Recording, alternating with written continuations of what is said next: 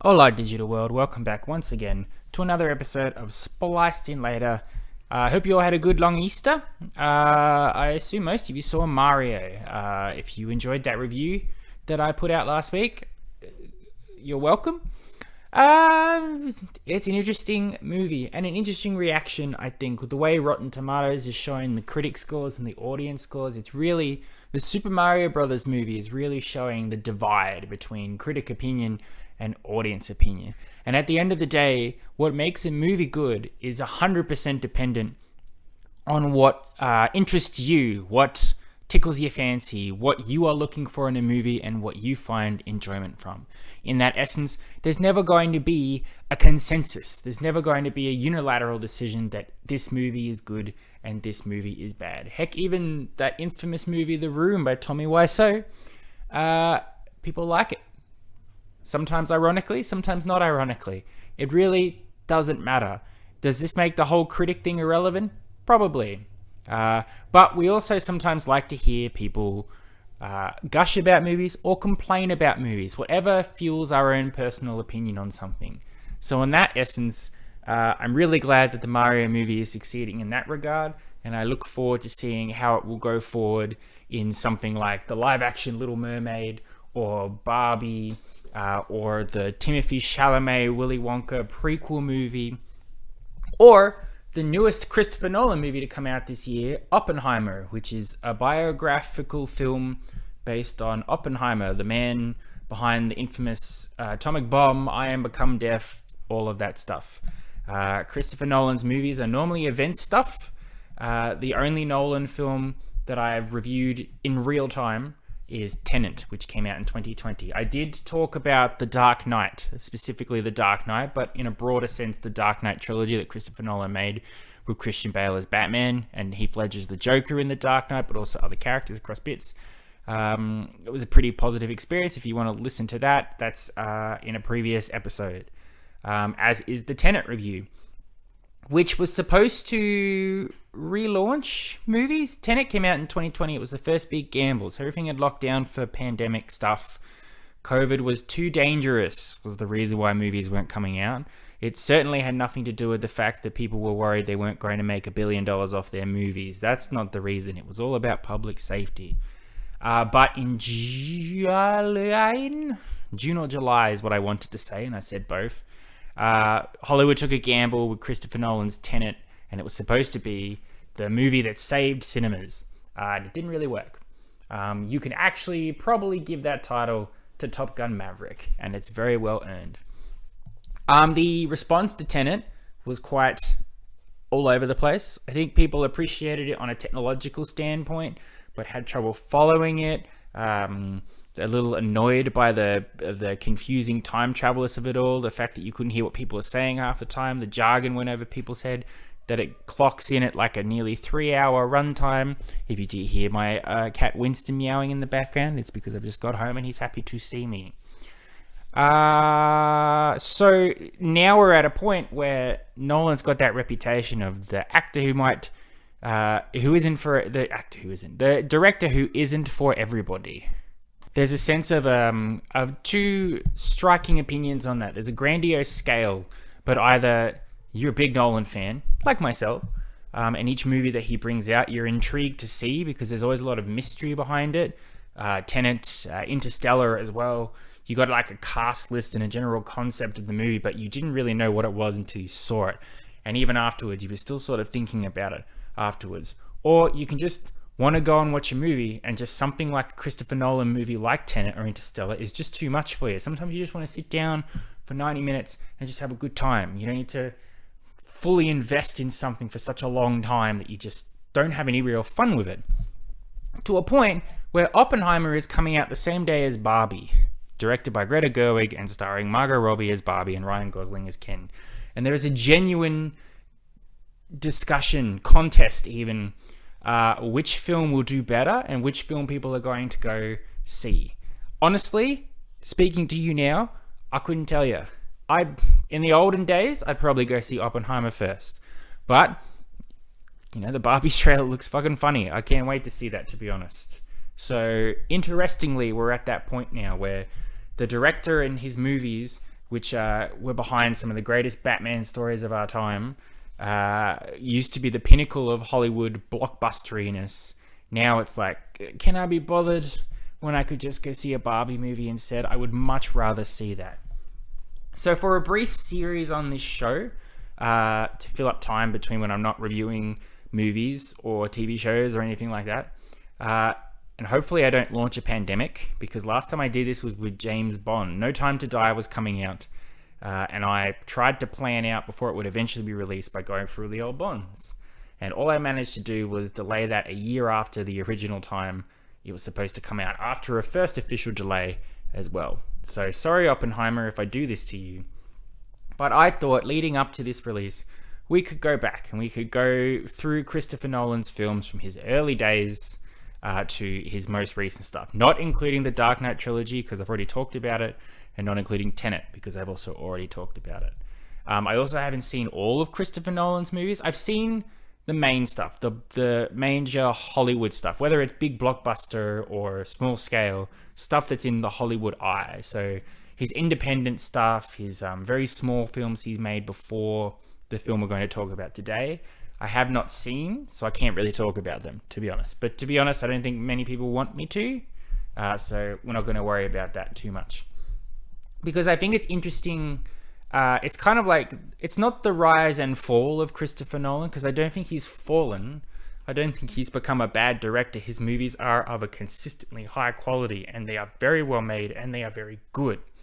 But the public perception and the appeal of them, I think, has changed from intrigue and impressed to cautious and weary, I think. We'll see how we go as we go through this stuff. These episodes should hopefully not be too long. I don't want to dissect these movies inch by inch. My main goal is to just tell you what the movie is, give you a summary of it, remark on Nolan's directing at that time and public perception of him, and whether his hubris, his ambition, his technical prowess outweighed the actual need to do a good story. Maybe. You know my episodes, I tend to go all over the place. We could end up addressing none of those things, and I could just end up saying, this movie is good. Okay, thank you, bye. And then the music plays out. We'll have to wait and see. But anyway, we'll get right into it. So we're going all the way back to our very first film, Memento. Coincidentally, most of these Christopher Nolan films are on my 100 movies bucket list that I got. So there's a lot of love for Christopher Nolan there, which means I will be including it on my official 100 movies bucket list playlist that you can get on YouTube. If you're interested to watch a specific set of movies that are genuinely good and are considered to have improved the film industry, check those out. What else? I think I've got on there like 12 Angry Men, The Dark Knight, obviously, Lord of the Rings, Star Wars, Rocky, it's hard, The Untouchables, Three Idiots. There's some good stuff on there. Check it out. So Memento is pretty much Nolan's first Hollywood movie, I would say. The movie where he's got not big name actors, relatively big actors, not to the scale of Brad Pitt or Matthew McConaughey or Hugh Jackman or anything, but some known names. And the movie itself is on a much shorter scale. It's on a much smaller budget. The concept is still Nolan's timey-wiminess, but it's much more personal. Basically, if you've never seen Memento, I really think you should. Of the Nolan films we'll be talking about, Memento is almost my favorite Nolan film that's not the Dark Knight trilogy. If you take out the Dark Knight trilogy, which is an unfair bias for me because it's Batman, there is a genuine fight for the top spot between this movie, the movie I'll talk about next, and the movie I'll talk after that. And I think Memento deserves that credit because for what it achieves on such a small scale, it's pretty impressive. But if you don't know what Memento is and you haven't seen it, it stars Guy Pearce with supporting cast from Carrie-Anne Moss and Joe Pantoliano. That's basically it. There are three main actors in this movie.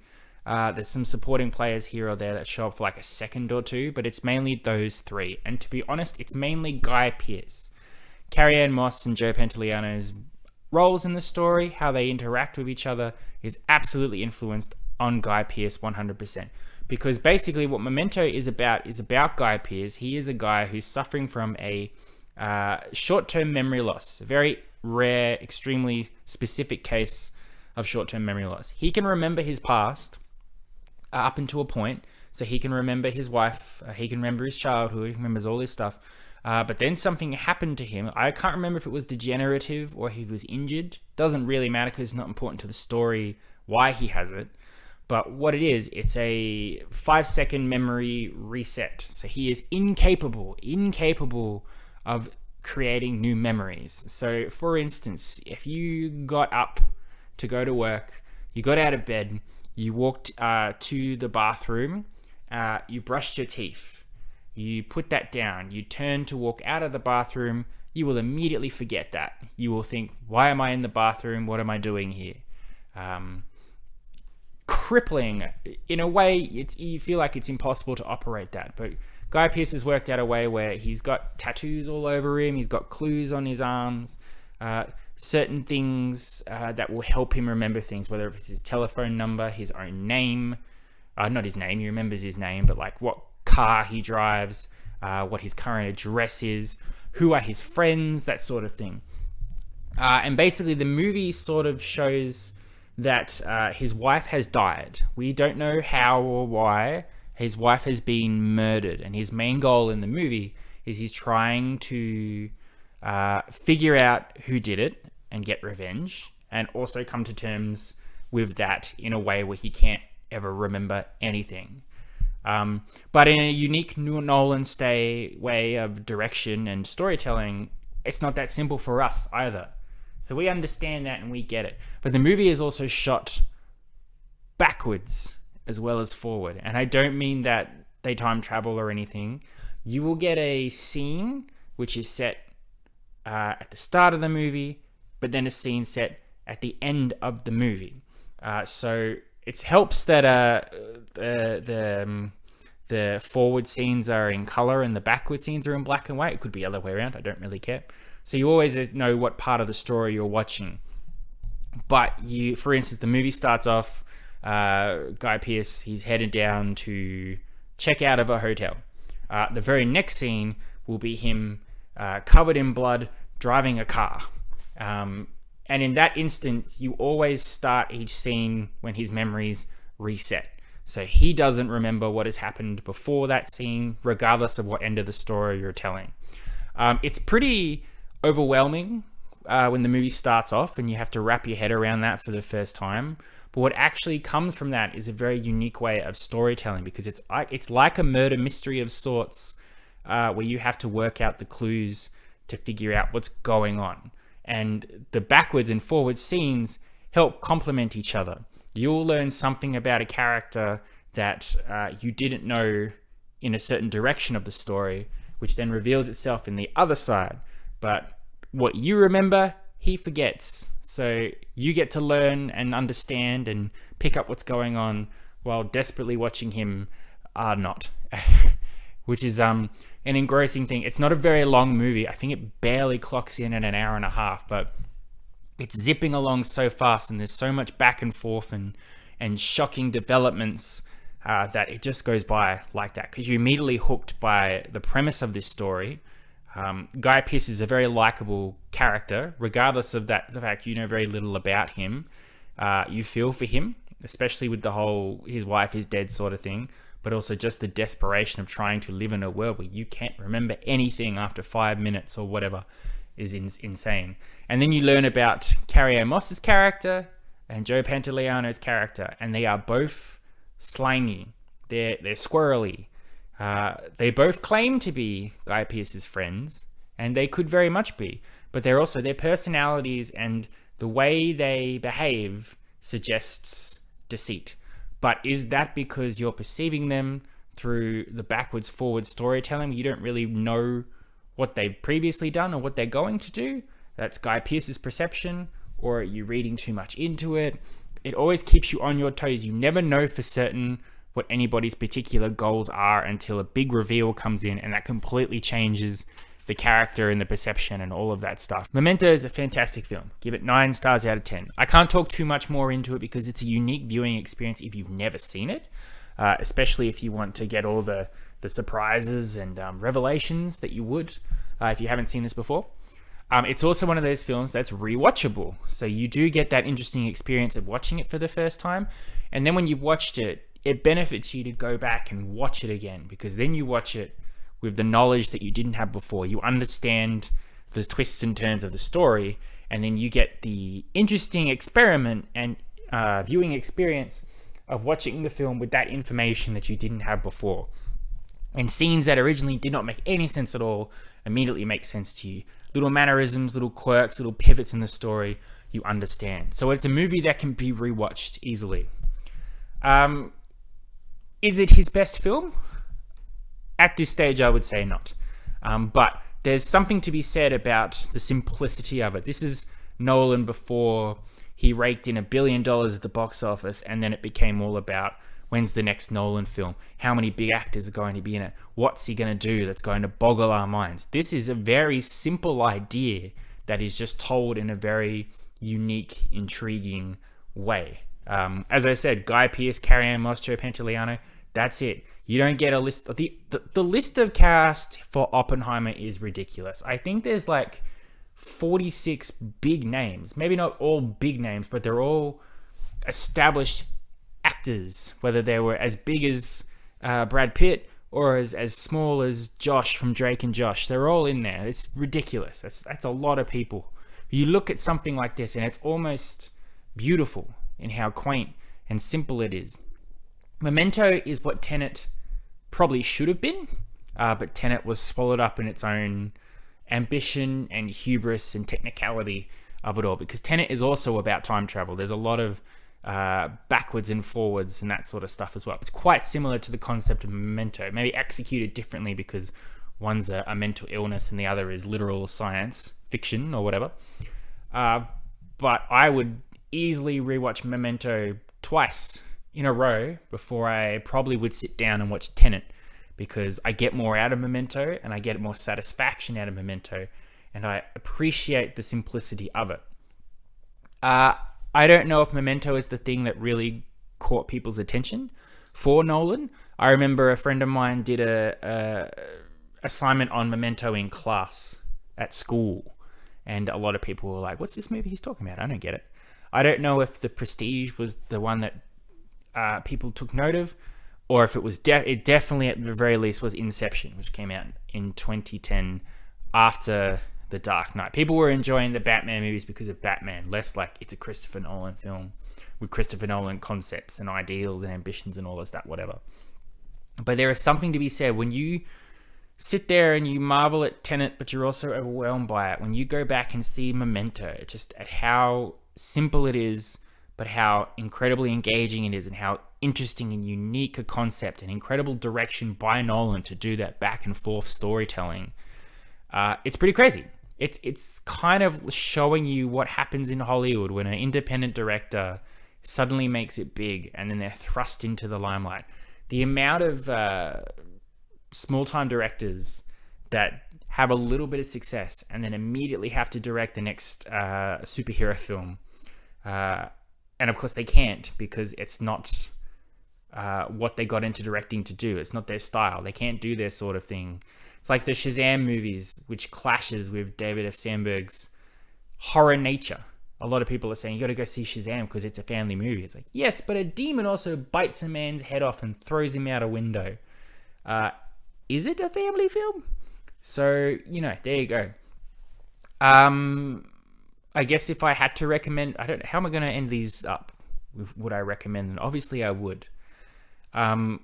The ideal setting, where should you watch Memento? I reckon you should watch Memento on a Sunday afternoon, a very chill Sunday afternoon. Have your lunch first and then watch Memento completely immersed in it. It's a short film, so it won't take long, but turn your phone off, throw it away, pull all your blinds, immerse yourself into the movie. And then because it's a Sunday afternoon, you'll then have the time to go, that was crazy. All right, let's watch it again, and let's see what we can pick up. Truly great stuff. A good origin story for Nolan, showing what he was before he got too big. And I need something to be said about these episodes. I'm not saying Nolan is no longer good or anything like that. I'm just showing his rise in popularity and significance, and how his films reflect that to a point where Oppenheimer is coming. It is unique for him because it is a biographical film, not some science fiction thing. But it's a super long movie with a stacked cast that requires you to sit in and fully pay attention and accept that you may walk out of it not understanding what you watched. But if I had Memento and Barbie back to back, and I'm like, which one would I see? Yes, it's unfair to Barbie because I've already seen Memento, but it would be a much more difficult decision, I think. I don't know. It'll be interesting as I go into these other Nolan films how I analyze them and if this will actually be worth anybody's time. At the very least, it might count down to Oppenheimer, and then after hearing about all these Nolan films, people might go, oh yeah, he was good. He is good. I'll go see that movie before Barbie. I don't care either way what you do. All right. Thank you very much for listening. Hope you enjoyed. I'll be back next week. I think next week I'm going to talk about the 30th anniversary of Power Rangers, whether people like me to or not, because there's a special being released on Netflix, which should coincide with my usual episode release. So if you don't care about Power Rangers, sorry. But if you do, it should be good because it's not the original. It's hard. Power Rangers is messy when it comes to actors and paying them and respecting and all of that shit. But it's got me intrigued, and Netflix, I've got it, so I'm gonna watch it, and it'll be good content to talk about. So be sure to tune in next week for that.